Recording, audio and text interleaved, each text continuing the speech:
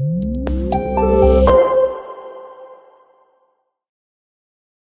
Friends, मैं हूं सारंग और आप देख रहे हैं बाम फार्म इन्वेस्टमेंट्स।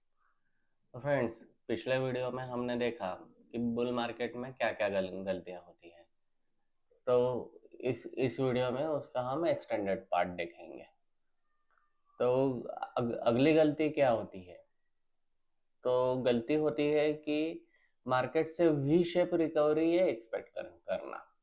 नॉर्मली जब मार्केट गिरता है तब वो कुछ समय के लिए फ्लैट होता है, लेकिन बहुत से कॉमन रिटेल इन्वेस्टर ऐसा एक्सपेक्ट करते हैं कि मार्केट गिरने के बाद ये रिकवरी ये इमीडिएट आए, जैसे कि 2020 में आई थी कोविड क्रैश के बाद। लेकिन ये एक्सेप्शनल केस है। ऐसी केस नॉर्मली हमेशा नहीं होती। अगर हम पिछला डेटा देखें तो 2000 का आईटी बबल जब बस्ट हुआ, या फिर 2008 में जो सबप्राइम क्राइसिस के बाद जो रिसेशन आया, तो इन दोनों पीरियड में हम ऐसा देख रहे हैं कि रिकवरी ये एक ऑन एन एवरेज 2 साल बाद आनी शुरू हुई थी। तो नॉर्मली इससे हमें पता चलता है कि रिकवरी ये स्पीडी अफेयर नहीं है, ये आराम से ही होती है। और स्टॉक्स में भी ऐसा ही होता है कि बहुत से कम कंपनियों के स्टॉक्स ये 4-4 5-5 साल बाद ये मूवमेंट देते हैं। अगर हम रिसेंट ग्राफ देखें तो एल&टी हो गया, टाटा मोटर्स हो गया। तो ऐसे कुछ स्टॉक्स है जिनकी रिकवरी ये स्लो दिखाई दी गई है पास्ट हिस्ट्री में। अगली गलती एक होती है कि बुल मार्केट में हम लक को अपना स्किल समझते हैं। बुल मार्केट में नॉर्मली होता यह है कि सभी स्टॉक ये ऊपर जाते हैं, कुछ ये ज्यादा ऊपर जाते हैं, लेकिन कुछ ये कम कम ऊपर जाते हैं। लेकिन जैसे common retail investor bull market में एंट्री करता है, उसको ऐसे लगता है कि ये मेरे अंदर के स्किल है कि जिसकी वजह से मैं ये स्टॉक ये पिक कर पाया हूँ। लेकिन बहुत कम बार ऐसा होता है कि वो स्किल होता है। बहुत ज़्यादा बार ऐसे होने की पॉसिबिलिटी होती है कि वो एक फ्लूक है, सिर्फ वो एक लक का पार्ट है। ऐसे बहुत से बार होता है। और ये होने की वजह से बहुत से कॉमन रिटेल इन्वेस्टर अपने इन्वेस्टमेंट प्रोसेस से डिस्टर्ब करते हैं और स्टॉक पिकिंग में आते हैं, और उनको over the period of time ये अच्छे रिटर्न नहीं मिल पाते हैं। इससे उनका समय और अपॉर्चुनिटी दोनों वेस्ट होते हैं। अगली गलती जो हम देखते हैं तो बुल मार्केट में गलती होती है कि जैसे ही बुल मार्केट आगे बढ़ता है, कॉमन रिटेल इन्वेस्टर ये अपनी इन्वेस्टमेंट प्रोसेस चेंज करने की कोशिश करता है। बहुत सी बार ऐसे से देखा गया है कि कॉमन रिटेल इन्वेस्टर ये जैसे ही बुल मार्केट आगे बढ़ता है, वैसे एडवाइजर जो है, एडवाइजर को अवॉइड करके खुद खुद की इन्वेस्टमेंट प्रोसेस खुद करना, खुद के डिसीजन खुद लेना, ऐसी गलतियां करता है। कुछ लोग ऐसे करते हैं कि म्यूचुअल फंड ये बहुत बोरिंग लगते हैं, इसलिए स्टॉक पिकिंग में आना।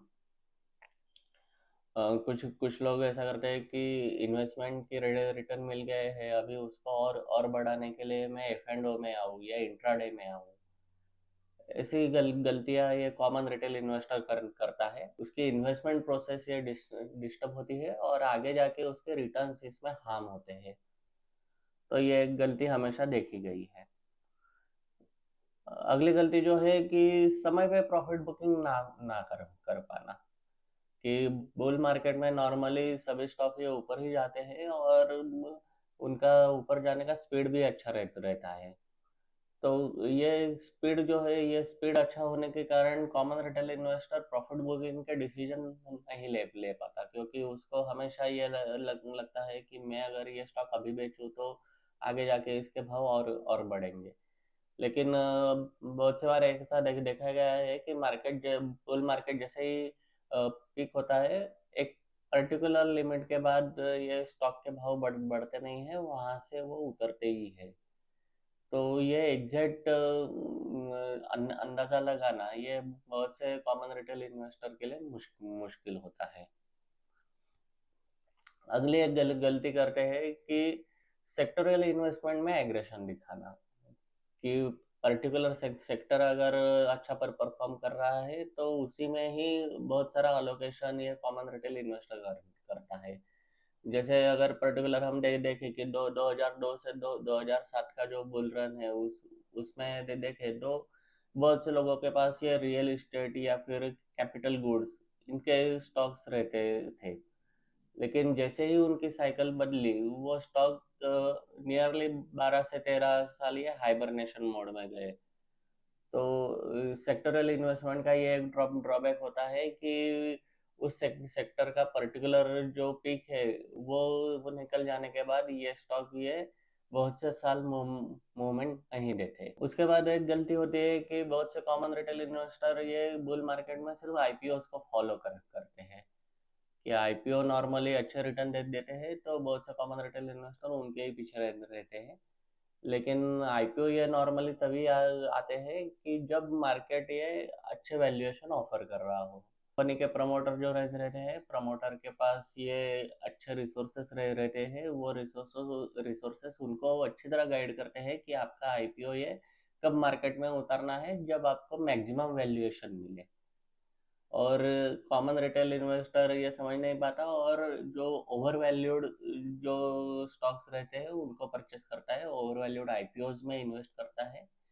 वो आईपीओज एक साइकिल एक पर्टिकुलर पीरियड के बाद ये मूवमेंट नहीं देते हैं और सालों साल हिलते नहीं हैं, सालों साल उनके रिटर्न नहीं मिलते।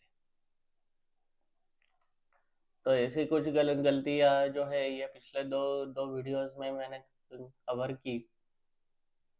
और ऐसे कुछ अगर आपको कुछ सजेशन हो तो आप इस वीडियो के बाद वो सजेशन जरूर दें और चैनल को लाइक शेयर सब्सक्राइब कीजिए।